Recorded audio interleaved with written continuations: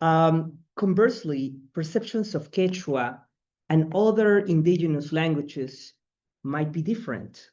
They are overlooked largely and wrongly associated with backwardness.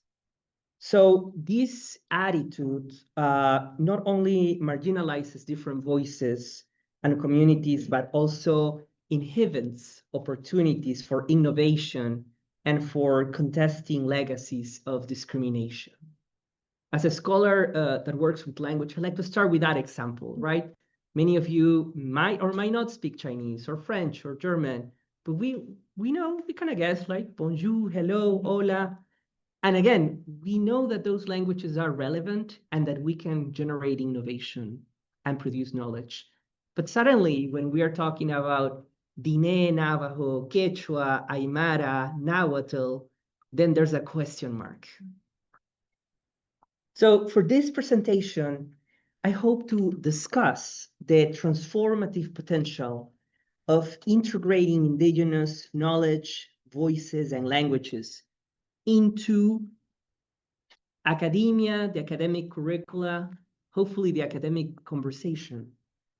Despite frequent marginalization, these traditions offer innovative perspectives on contemporary issues such as human rights, social and environmental justice, philosophy, food security, among others. And we will particularly focus, as you can see on the name of this presentation, on the Quechua concept of Aini, an ontological approach centered on reciprocity and collaboration as a paradigm for enriching educational experiences in the humanities and beyond. By facilitating an interdisciplinary platform for indigenous voices within academic spaces, hopefully we can construct more inclusive frameworks that empower diverse students and scholars while fostering meaningful community partnerships. And for that, we need to start with a concept. Indigenous scholars and activists have coined the term indigenous knowledge systems to educate people,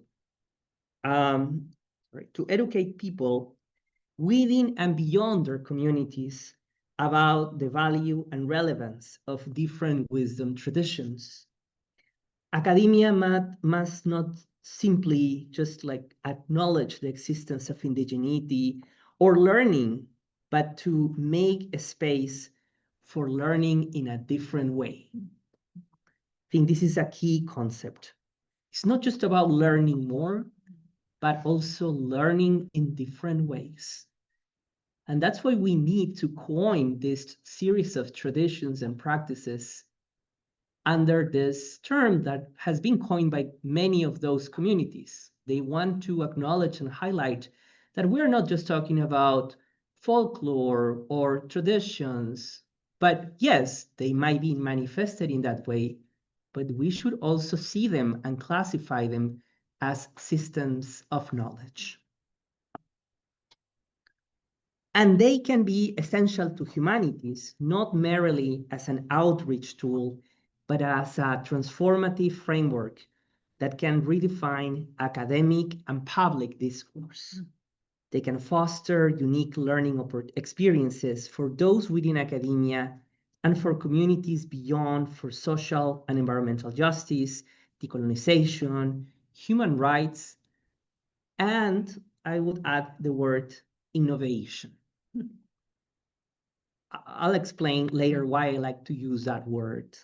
There are many contemporary areas of research, such as food security, climate change, healthcare, entrepreneurship, human rights and reparations, and the philosophies of well-being, where indigenous knowledge systems are poised to intervene. And of course, the literature, arts, theater, we'll get there in a second. As an educator who works with indigenous language revitalization, I find it useful to help students and community members think about common words use either in English or Spanish, like for those of us working in Latin America, that come from different languages. And sorry, I don't know if we can go to the next slide. Thank you so much. This is just like a simple example that I love to do, which is the next one, please. Is that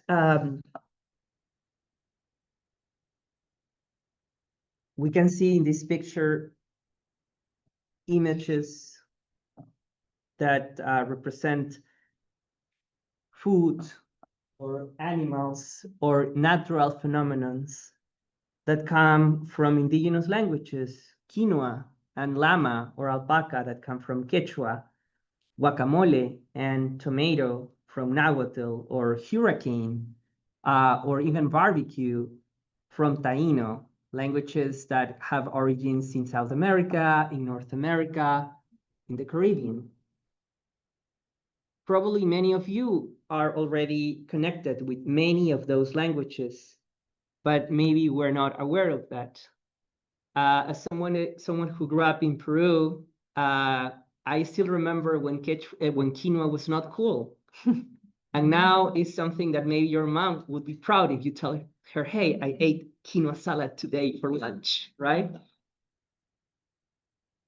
But the problem here is this, or let's say this initial realization that indigenous languages are closer than we might think can hopefully be a step toward acknowledging the communities of speakers who accompany those knowledges and those worldviews.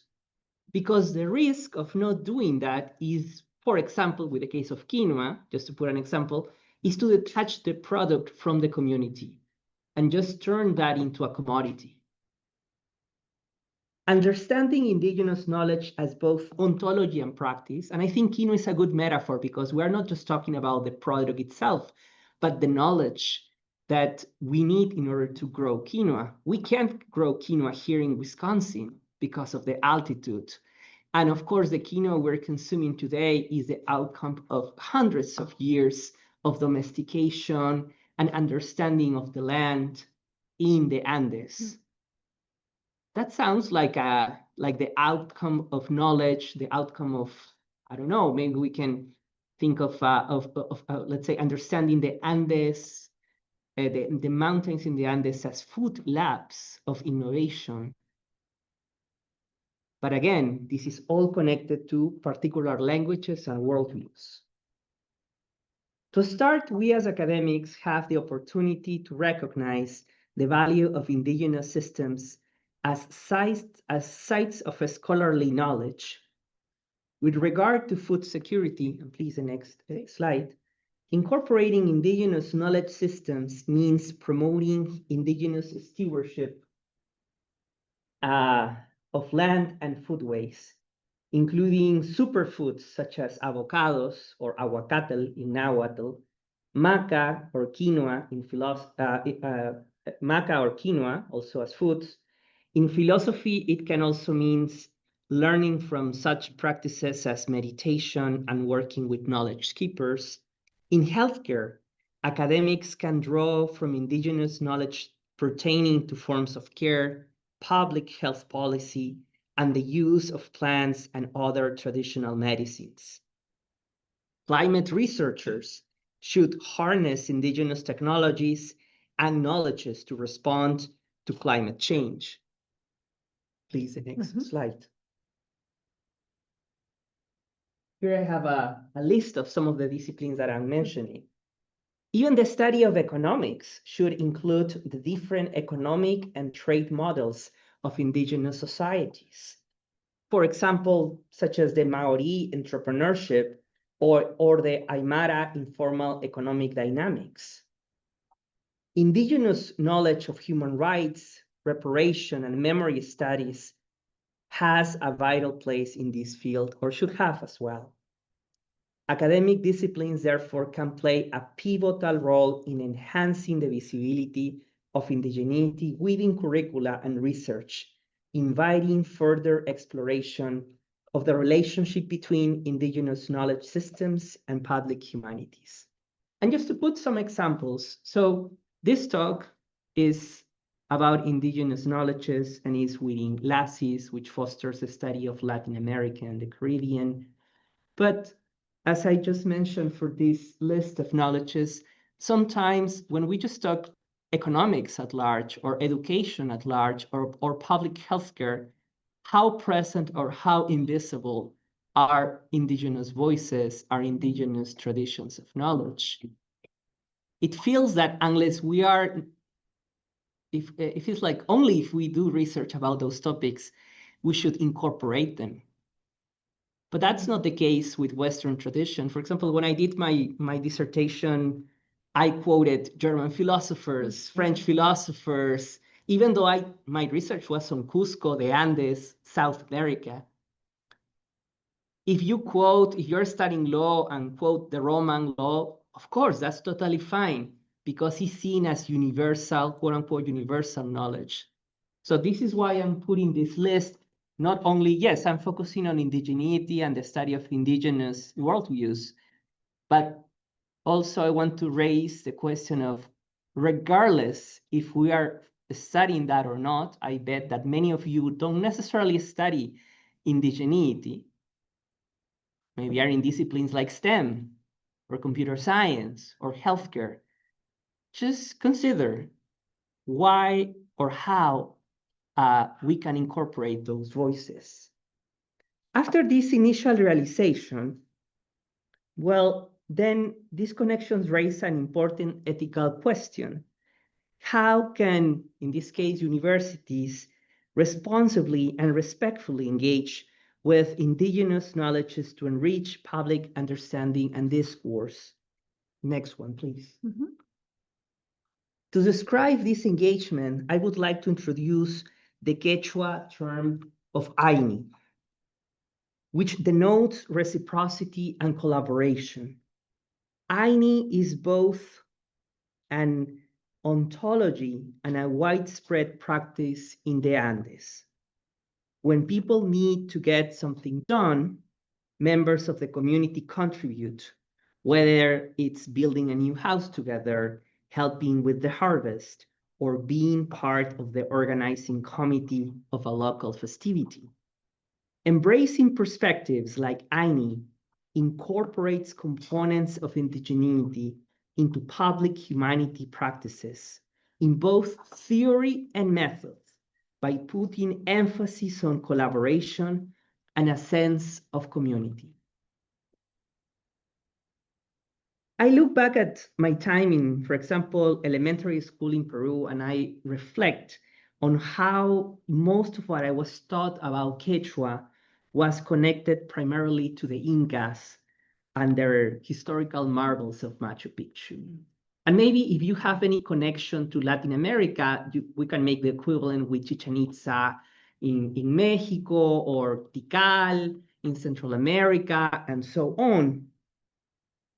But although Quechua is currently the most spoken indigenous language in the Americas, the next one, please, with nearly 10 million speakers across the Andes, it is often projected as a relic of the past. National narratives in Latin America typically frame Quechua and other indigenous languages as historical artifacts rather than living languages. Considering Quechua just in terms of number of speakers, alongside languages like Swedish with 9 million speakers, Norwegian with 4-5-ish million, or Catalan, 80 million, highlights its contemporary relevance. Indigenous languages like Quechua have also substantial diaspora communities, including an estimated 10,000 speakers in the New York City area alone. And all of this to say that sometimes we compete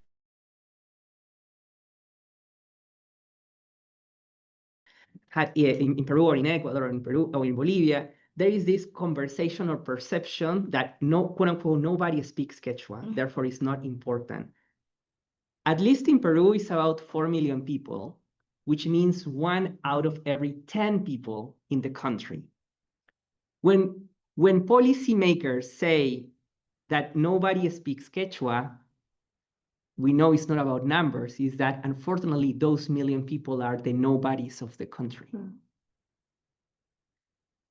And I like to also just bring attention to the aspect that maybe many of us, maybe we do or not, we're in the Midwest, there's an important Scandinavian population, many we do or not, speak Norwegian or Danish or Swedish.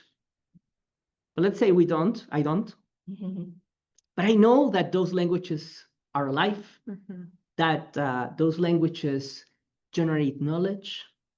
When I was in grad school, one of my roommates was from Iceland, and she had her phone and her apps in Icelandic. And it was totally normal. It was, of course, it makes sense, right? And then I was like, hey, wait a second, how many people speak your language? 350,000 people speak Icelandic. And I was like, how come Quechua with 10 million speakers? And I know that, as you might know, as Dr. Solomon and many of you who are familiar with the language, there are varieties of Quechua and Quichua. But still, Southern Quechua alone might have around 4 to 5 million speakers. We don't have the infrastructure. And maybe it all comes to the unfortunate realization that it's not just about numbers, it's about how those numbers for society at large might mean nothing when thinking on recognizing those voices and perspectives. These statistics therefore make clear that Quechua speakers constitute are not a thing of the past, both in the Andes and even in the diaspora, in places like here, like in the United States. But efforts are still needed to raise awareness about Quechua and other indigenous languages, cultures, and populations. And higher education should be an important partner in this process. Creating spaces in colleges and universities to promote language learning, therefore, is a key component in public humanities that expand the visibility and recognition of indigenous cultures, languages, and knowledges. As we know, language contains more than words. As the concept of Aini demonstrates, languages embody the values, knowledges, and innovations of their speakers. Overlooking indigenous languages and cultures equates to erasing their communities and contributions. And you might also ask, and would be a very valid question, if Aini means collaboration, why don't we just use collaboration in English? And for that, I always remember my experience as somebody who immigrated into the US academia and suddenly noticed that US academia is floated with terms in Latin and French and a bit of German, a bit of French, because it's a way, and Greek, because it's a way to acknowledge that those terms that we still use today belong or they were discussed within those specific traditions, in those spaces of enunciation. It's a way to recognize that those traditions conversate. They're actively part of the dialogue in the generation of knowledge.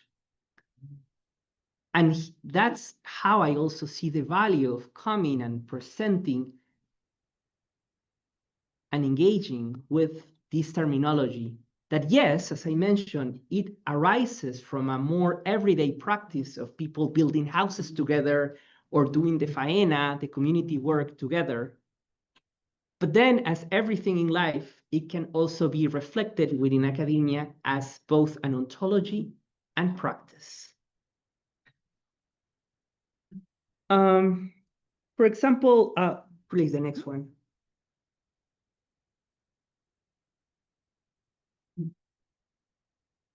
The Quechua scholar Sandy Grande argues that limiting the spread of indigenous culture and language perpetuates stereotypes and intellectual extractivism and restricts marginalized communities, agency, and human rights. Combating these dynamics involves embracing indigenous knowledge systems, which help us learn in fundamentally different ways and acknowledge indigenous communities' relevance to contemporary society. Young generations of musicians, scholars, artists, and diplomats. For example, today we are going to have a conversation with Quichua diplomat Diego Tituania, and I think he's giving a talk later in the week, are fighting to create more spaces to be visible. This next. As the Tewa scholar Gregory Cajete notes, the native or cultural science of each tribe or cultural region is unique and characteristic of that group or geological area in that it reflects adaptation to a certain place. The goal, of course, of public humanities is to engage audiences beyond academia, and that poses an opportunity to interpret, present, and preserve these different agents and knowledge producers, recognizing the importance of language and cultures in the present. When Europeans arrived to the Americas in the late 15th century, they began efforts at acculturation and language assimilation, generating a hierarchy not only of cultures, but also of peoples. Scholar Aníbal Quijano explains that the colonization of the territory in the Americas was also a colonization of power and knowledge, where the Eurocentric authority decided what was valuable and was not. Later, in the 19th century, the creation of the newly independent republics in the Americas did not improve the situation of many indigenous population, languages, and knowledges. While some constitutions now recognize indigenous languages as official, Quechua languages, for example, were officially recognized in Peru in 1975, in Bolivia in 1977, and in Ecuador not until the year 2008. Legislation expressly protecting and recognizing indigenous territories also only began to appear in the early 20th century. So acknowledging this colonial context is also vital for ensuring that now indigenous voices and knowledge are visible today.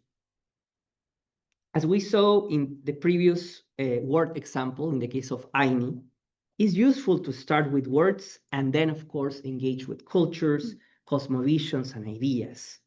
One additional example that maybe you have heard of before is the Quechua term Pachamama, which is often translated as Mother Earth.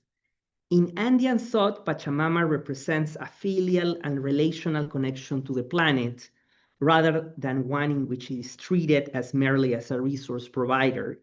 The term Pachamama can introduce ideas and proposals associated with indigenous ontologies to both academic and community conversations about the pressing issues of climate change and environmental justice. Maybe many of you are aware of the Paris Accord or the COP and many of these different conventions. There was one recently, just a recent one a couple of weeks ago in Dubai.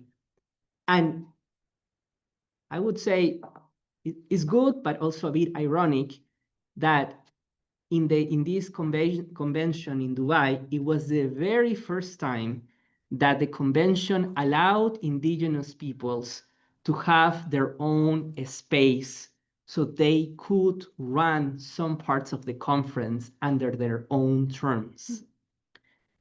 As many of you might know, 60% of the most vulnerable territories affected by climate change are indigenous territories. But we don't see 60% of indigenous communities in those conversations about climate policy. So this is what I mean, that we can start with words to then move into recognizing and listening and learning from those voices. The case of Pachamama, I want to show as an example, because, please, can we go to the next image? After we recognize that, and before going into the next part, how many of you were already familiar with this term? I don't know if you can raise your hand. Okay, so some of you were familiar with that term. But what I want to propose is that, okay, maybe some of us are aware of that term. We have heard of that. But now in academia, as we decide intentionally to refer to that term, to highlight the ontology connected to that, again, this understanding of the planet Earth in a more relational way rather than just a commodity. Now that we agree that this is knowledge, that this is part of systems of indigenous knowledges, what do we do in academia once we acknowledge that? We need to identify experts. So not just stay on the, okay, we like Pachamama and stay, no. We recognize that, we recognize this as a system of knowledge. The next step we usually do in academia is we start looking for experts. And this is a space where I think, oh, okay, so we need an indigenous philosopher on that topic. We need an expert on that. For example, Tarsila Rivera, who is a Quechua, an activist, a Quechua philosopher. How many of us can name, let's say, classic philosophers? Probably most of us, Plato and so on. How many of us can name 3 indigenous philosophers? It's okay, it's not our fault. But this is the strategy that I try to propose by not just sticking with the terminology. I don't want to just stick to Aini or to Pachamama, but to say, hey, in academia, we introduce terms, we recognize these as systems of knowledges. And what we usually do is then we call for experts. And this is a way to expand the worldviews and also recognize the knowledge that comes from those communities. So, for example, we have, to put an example, Tarsila Rivera as an expert in this topic, a Quechua indigenous woman, and examples connected to that. For example, the case of andenes, which are these stair-step-like terrace that prevent flooding. Or there are also scholars already in academia working on those questions, including this, there's a small photo of Dr. Marielena Wambachano, who works on food sovereignty within Maori and Quechua indigenous communities. Efforts like this start from linguistic interventions that center indigeneity and the concept/practice, Aini, in turn creating catalyst for intervening in society's most important issues. Thinkers and creators who work outside higher education have already recognized the importance of indigenous knowledge systems to social change. Despite ongoing discrimination, many people identify as indigenous and explore ways to celebrate and reclaim their identities. Many communities have maintained celebrations, organizations, and traditional practices despite migrations from rural to urban areas. Please, the next one.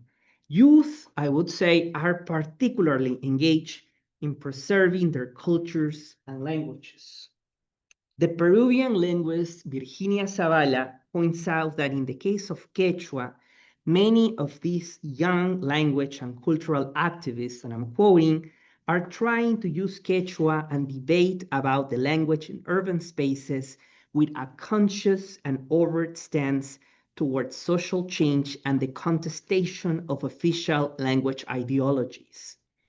The young Quechua singer Renata Flores, which you can see in the slide, has publicly commented on the perception of Quechua as a language of poverty, while the Quechua hip-hop artist Liberato Cani recognizes Quechua as a language of resistance. And yes, I mean, Dr. Solomon, who is here in his book, Pastoral Quechua, he also explicitly mentions how Quechua is stigmatized as the language of the poor. And now we see the youth also highlighting this as part of their pop culture activism as well. So in the United States, Latinx populations also navigate a racialized society. And within these communities, there is a growing conversation about combating white supremacy by acknowledging Afro-diasporic and indigenous heritage. Young Latinas in the United States are starting to see their indigenous heritage as a more integral part of their multicultural identities and as part of their educational journey. Please, the next one. Beyond their status as immigrants, Quechua speakers navigate a society in the United States, a society that often considers them Hispanic or Latino, pan-ethnic terms that erase cultural differences between Latin American countries and indigeneity.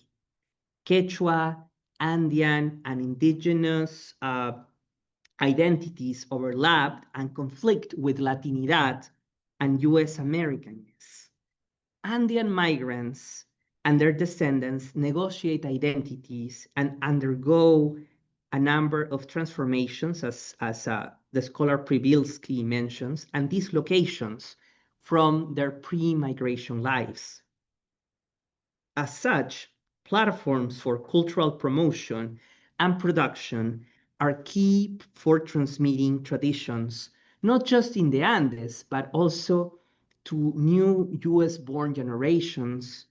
And I would also add to spaces like academia, because these efforts raise the questions on what colleges and universities can do to support community-based social justice efforts rooted in indigenous languages and cultures through the humanities.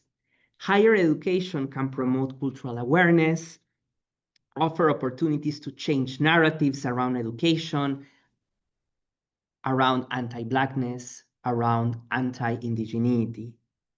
And such initiatives should be seen, and that's my take, more than just outreach. Because sometimes, yes, we recognize that these things happen, but we see them more as outreach. What I hope to say is that they also enrich academic conversation.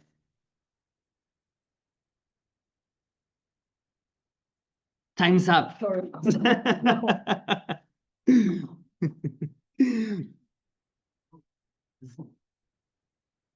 Are we good? Well, thank you. Until now, thank you so much for bearing with me. So such initiatives are more than just outreach. As I was mentioning, I think they enrich the academic conversation and they expand the scope of academia by collaborating with and empowering indigenous communities. And for that, I think it's crucial that we need to, by speaking about that, by discussing about that, is basically prompting us the task to create the right, what I would call the right academic infrastructure that will be crucial for this transformation. If we are really committed to integrating indigenous knowledge systems in the curricula, and please the next one, we must begin by ensuring that Latin American, Latino, Latine, Hispanic studies, and language courses from elementary level highlight indigenous cultures. For example, in my case that I work in language departments, these programs have for too long ignored indigenous peoples and the African diaspora. This means selecting textbooks that are more conscious, finding high quality materials, including videos and music. Of course, it will never be the same as being in the territory, but now we have more tools and we can be more intentional about that. Efforts beyond the classroom are also necessary. And please, the next one, are necessary for realizing the value of indigenous knowledge systems. Indigeneity should be welcome in different academic spaces and communities on campus. And these spaces and events must equally invite communities in. Please, the next one, the next slide. Fostering partnerships with students and centers to host activities, promotes the study of works, or invite speakers can be important steps towards the visibility of indigenous topics, and most importantly, indigenous rights. I understand that because we are in academia, most of the participants are scholars. But if we want to really look for different ways of generating knowledge or different ways of learning knowledge, how intentionally or how intentional are we on inviting knowledge keepers from into the conversation and see them as not just informants, but as experts? Because we can invite them, but it's different to bring a person as an informant than bring them as an expert. Mm-hmm.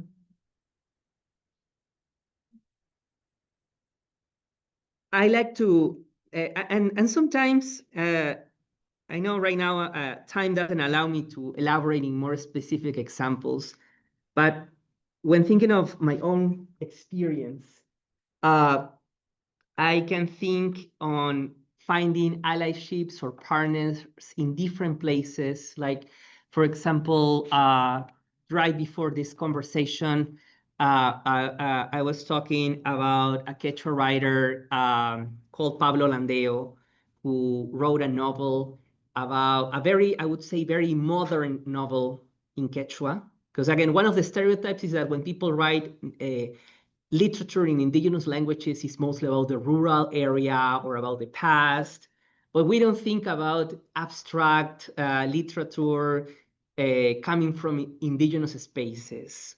As maybe many of you are familiar, here in the US, Native American communities have worked with the term indigenous futurisms as a way to kind of be a shocking, right? Because innovation, and that's what I use the term innovation, future, that feels like the antithesis of indigeneity when it shouldn't be. So in that line, Pablo Landeo wrote a novel in Quechua about urban spaces, and he was like, I don't want to translate it into Spanish or English. You have to figure that out. You have to learn Quechua and read my novel in Quechua. And many years ago, I was working at the University of Pennsylvania, and there's a writer's house, and it's not particularly a space where people do indigenous studies. And that's what, again, I'm bringing this list of disciplines that might sound very neutral and general. But sometimes reaching out to them can change or can bring interest. And when we ended up having this Quechua writer as a writer in residence at the university, and they were like, yeah, we have never hosted an indigenous writer, but let's do it.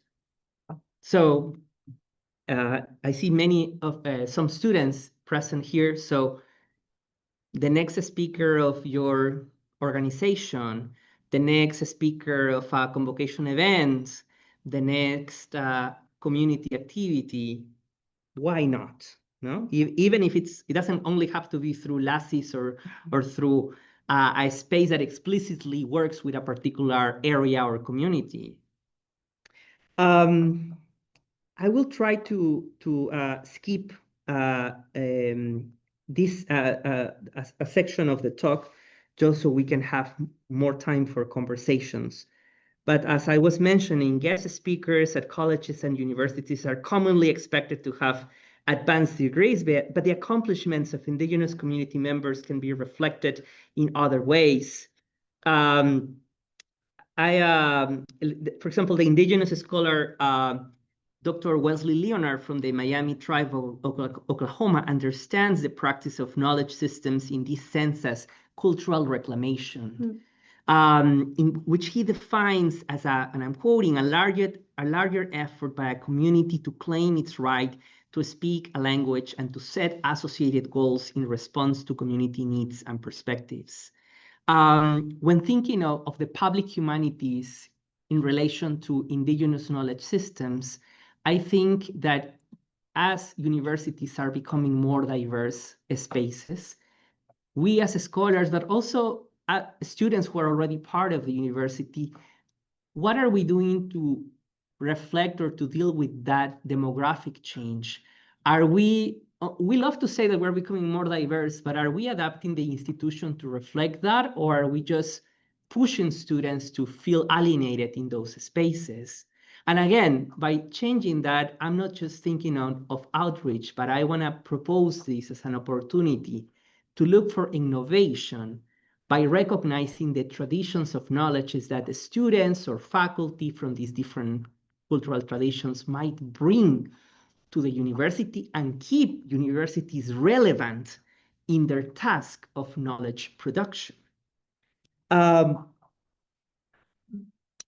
something that I was also able to work both at my previous institutions, recognizing the importance of inclusivity, meaningful diversity, and decoloniality prompts us to look for a more holistic approach to what we call knowledge production in academia.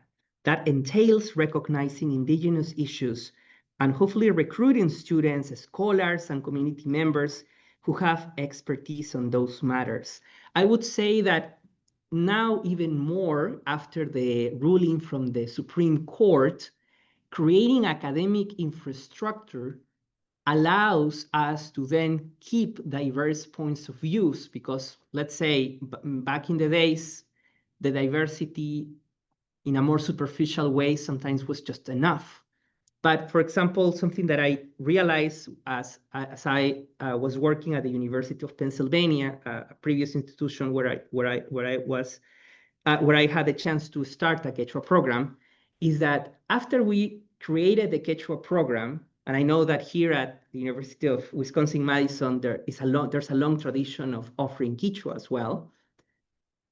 People were applying to the university in part because of the program, as they have done to come to this university. To me, that's a concrete way of having academic infrastructure, because who is going to apply, or let's say, to a university because of the Quechua program?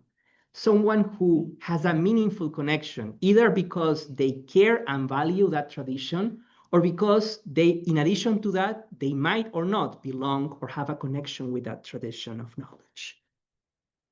So please, the next one, I think.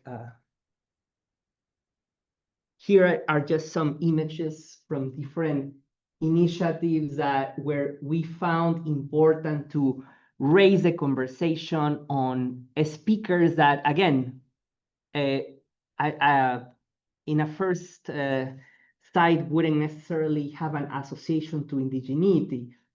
I always ask to my students to close their eyes to picture the image of a diplomat, and of course, Mr. Diego Tituaña does not come to, and I can be playful with that because we're friends. So, but this is a picture from a talk that we hosted when I was working at Harvard, and it was about indigenous diplomacy and what does it mean to, why do we need indigenous diplomats? And in the case of Diego Tituañas, I hope he will explain more in detail during his talk. He was one of the promoters for the UN to establish a decade of indigenous languages, which then that prompted policies that have been applied worldwide for the promotion and recognition of human rights for language rights for indigenous people.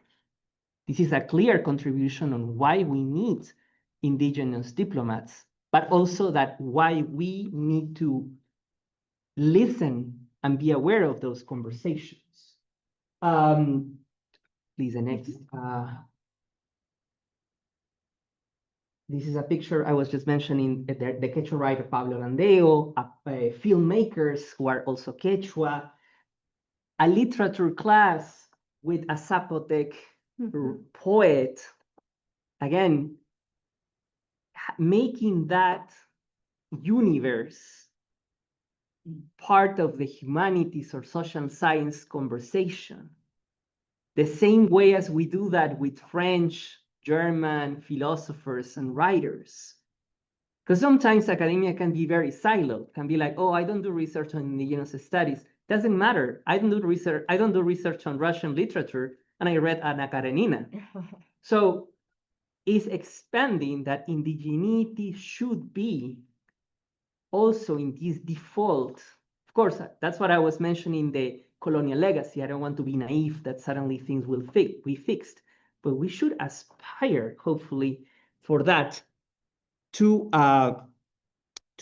understand that knowledge production can be more inclusive, and hopefully in that process as well, understand that knowledge production in the case of, especially I would say in the case of indigenous communities, is not unidirectional, but multidirectional. Practices of collaboration, and this is where INI is so important, like INI, can ground the methodologies of inclusive public humanities. And by embracing indigenous knowledge systems, universities and indigenous communities can foster a more inclusive, innovative, and fair society. In a truly public conception of the humanities, an important component of community-facing work must engage indigenous communities in their own languages. Limiting the public humanities to the languages derived from the imperialistic dynamics then offers an ultimately insufficient understanding of the public and the humanities. And hopefully we can all work to change that. Thank you.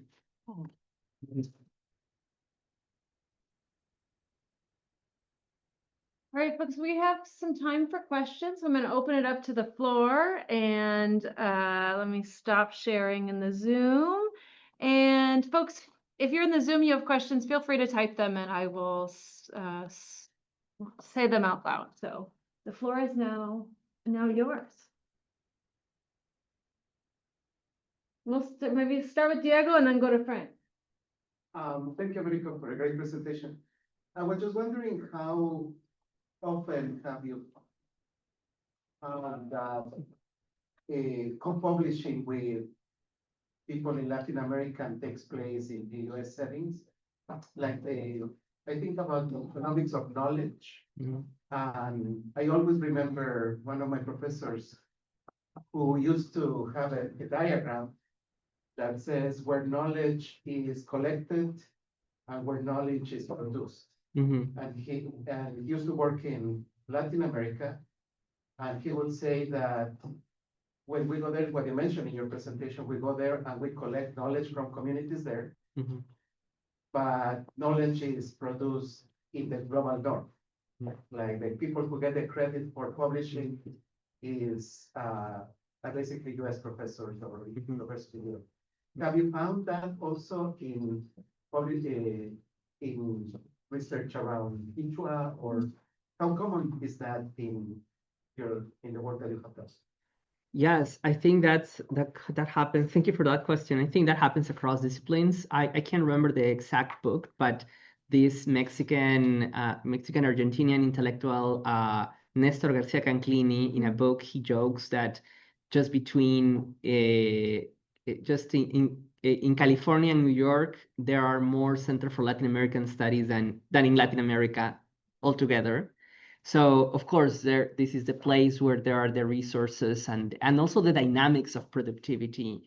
What I think is that while we try to fix that, hopefully, in the meantime, to me, it's very important to make sure that the voices from the South circulate more.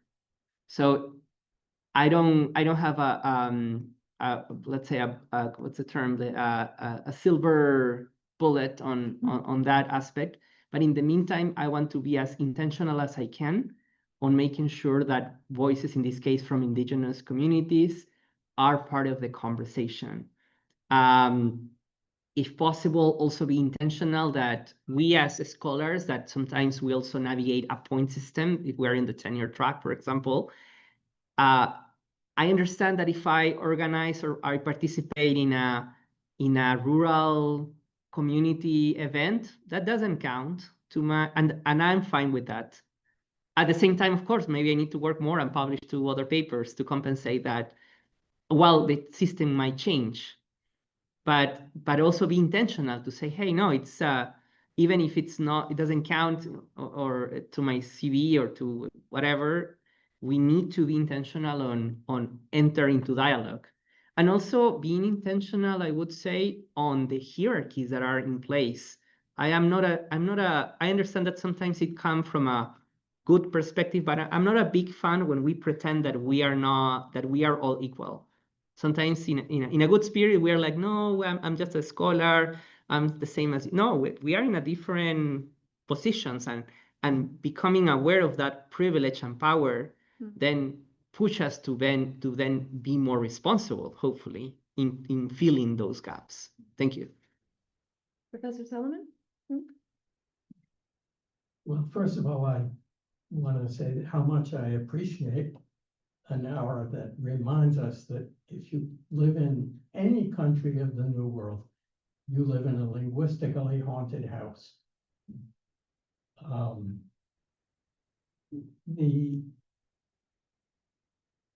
But I think the thing that has to come after that recognition is not just to say recognize indigeneity for the sake of diversity, but also to recognize that indigeneity is diversity. That is, Quechua is one of the medium-sized languages of this world. Quechua is a major language in 3 countries and the less popular language in 3 more. Its